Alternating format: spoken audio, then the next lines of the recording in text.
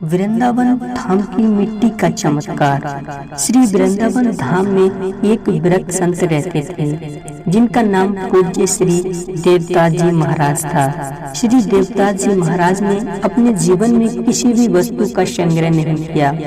एक लंगोटी, कमंडल, माला और श्री शालिग्राम जी इतना ही साथ रखते थे। एक छोटी सी कुटिया बना रखी थी जिसमें एक बड़ा ही सुंदर संदूक रखा हुआ था।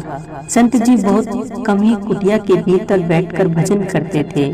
अपना अधिकतम समय व्रत के नीचे भजन में व्यतीत करते थे।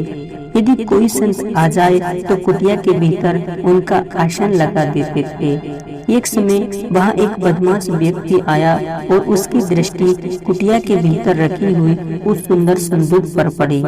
उसने सोचा कि अवश्य ही महात्मा को कोई खजाना प्राप्त हुआ होगा जिसे यहाँ छुपा रखा है। महात्मा को धन का क्या काम, मौका पाते ही इसे चुरा लूंगा। एक दिन बाबा जी कुटिया के पीछे भजन कर रहे थे। अवसर पाकर उस चोर ने कुटिया के भीतर प्रवेश किया और संदूक को तोड़ मरोड़ कर खोला। उस संदूक के भीतर एक और छोटी संदूक रखी हुई थी। चोर ने उस संदूक को भी खोला, तब देखा कि उसके भीतर भी एक छोटी संदूक रखी हुई थी। ऐसा करते करते उसे कई संदूक प्राप्त हुए और अंत में एक छोटी संदूक उसे प्राप्त हुई। उसने वह संदूक खोली और देखकर बड़ा दुखी हुआ। उसमें केवल मिट्टी रखी हुई थी। अत्यंत दुख में भरकर वह कुटिया के बाहर निकल ही रहा था कि उस समय श्री सेवादास जी वहां पहुंच गए। श्री सेवादास जी ने चोर से कहा, तुम इतने दुखी क्यों हो? चोर ने कहा, इतनी सुंदर संदूक में क्या कोई मिट्टी भर कर रखता है? बड़े अजीब महात्मा हो। श्री सेवादास जी बोले, अत्यंत श्रेष्ठ मूल्यवान वस्तु को संदूक में ही रखना उचित है। चोर बोला, ये मिट्टी कौन सी मूल्यवान वस्तु है? बाबा बोले, ये कोई साधारण मिट्टी नहीं है, यह तो पवित्र श्री वृंदावन धाम की रज है।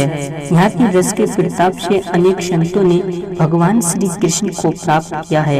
यहाँ रज प्राप्त करने के लिए देवता भी ललचाते हैं। यहाँ की रज को श्री कृष्ण के चरण कमलों का स्पर्श प्राप्त है। श्री कृष्ण ने तो इस रज को अपने श्री मुख में रखा है। चोर को बाबा की बात कुछ अधिक समझ नहीं आई और वह कुटिया से बाहर जाने लगा। बाबा ने कहा, सुनो, इतना कष्ट करके खाली हाथ जा रहे हो, मेहनत का फल भी तो तुम्हें मिलना चाहिए। चोर ने कहा, क्यों हंसी मजाक करते हैं? आपके पास देने के लिए भी है क्या? श्री सेवादास जी कहने लगे, मेरे पास तो देने के लिए कुछ नहीं है, परंतु इस ब्रज रज में सब कुछ प्रदान करने की सामर्थ्य है। चोर बोला, मिट्टी किसी को भला क्या दे सकती है? सेवादास जी ने कहा, विश्वास हो तो यह रज स्वयं प्रभु से मिला सकती है। चोरी करना तो तुम्हारा काम है और महात्मा के यहाँ से खाली हाथ जाएगा तो यह ठीक नहीं है। जाते जाते यह प्रसाद लेकर जा। इतना कहकर श्री सेवादास जी ने थोड़ी सी ब्रज रज लेकर उसके माथे पर लगा दी। माथे पर रज का स्पर्श होते ही वह चोर भाव में भरकर भगवान के पवित्र नामों का उच्चारण करने लगा।